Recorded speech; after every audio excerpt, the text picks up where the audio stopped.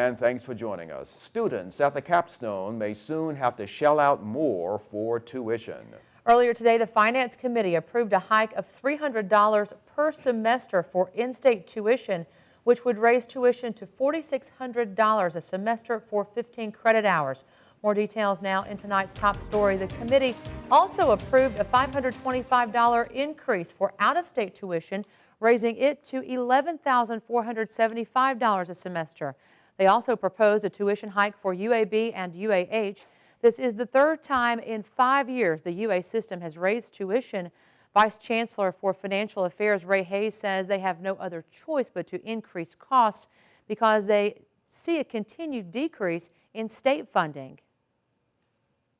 We've been working on this since 2008 and trying to really manage this whole process as we change from primarily state-funded instructional budget to primarily tuition-funded instructional budget.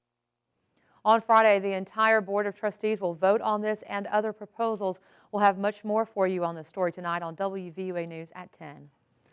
A new Champions Plaza is one step closer to coming to the capstone. A U of A Board of Trustees committee approved the plan today. The proposal comes with a $2.8 million price tag, and it would be built adjacent to the Sewell Thomas Stadium. This new plaza would celebrate conference and national championships for all university sports.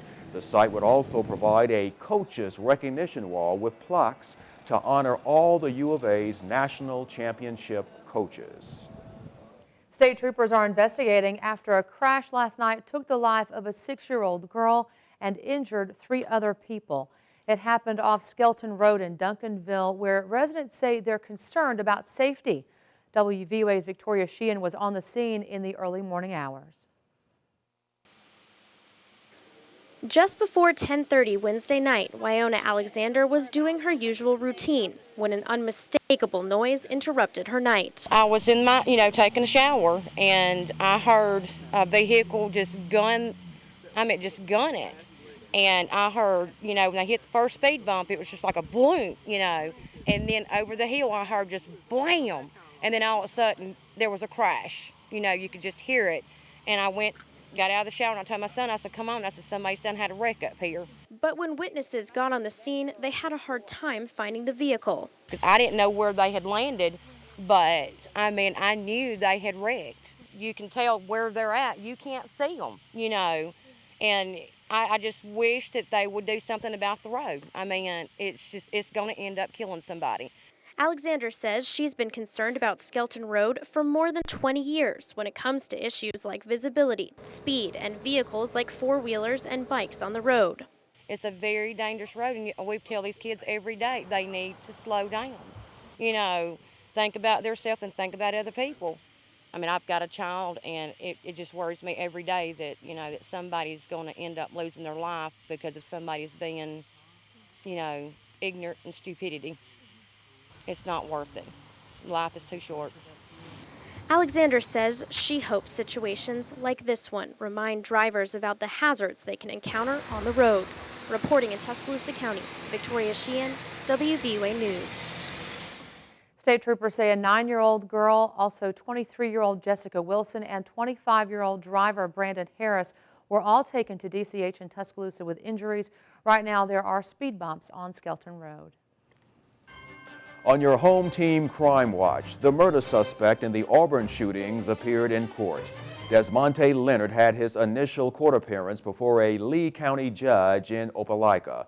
Leonard is facing 3 murder charges and 2 assault charges after a shooting last weekend. He told the judge that he could not afford an attorney, so one was appointed for him.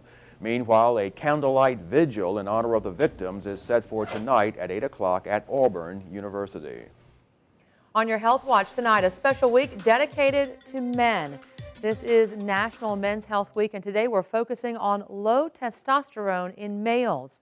According to the National Institute of Health, testosterone is the most important sex hormone in males. It's responsible for producing and maintaining adult male features. Health experts say low testosterone can be due to aging, accidents, or diseases. Low testosterone in males can cause brittle bones, also loss of body hair and muscle mass. Doctors encourage males to get their levels checked, and remember, treatment is easy. After the appropriate diagnosis is made with a blood test, a man could go on a topical therapy almost immediately under the supervision of a physician, and they could see results pretty quickly with that type of therapy. Tomorrow on WVUA News at 5, we'll continue our special focus on men's health. A local expert will join us live to talk about diabetes and obesity. Dozens of Tuscaloosa kids made a huge splash and a dent in the record books today. About 55 children from Tuscaloosa came out to the U of A outdoor recreational pool to make it into the Guinness World Book of Records. Today's goal was to give the world's largest swimming lesson in just one day. The event stretched all across many different time zones throughout as many as 5 continents. As many people worldwide joined together in this effort. And even though the kids did set a new record, Dolly Gill says the main message today was all about having fun. I think they're just all really excited. They know their instructors, they know their teachers, and the ones that don't, that are just from the community, they were all for it, and so I think they're really excited. And the current record is set at a little more than 22,000 people. Every child attending the event received a certificate saying they are a world record holder. Old Glory is flying high today. That's because today is National Flag Day. On June 14, 1777, the Continental Congress approved the design of a national flag. They decreed that the first U.S. flag would have 13 stripes alternating red and white, and the Union would be 13 stars, white, on a blue field representing a new constellation. In 1949, President Truman signed an act of Congress designating June 14th as National Flag Day.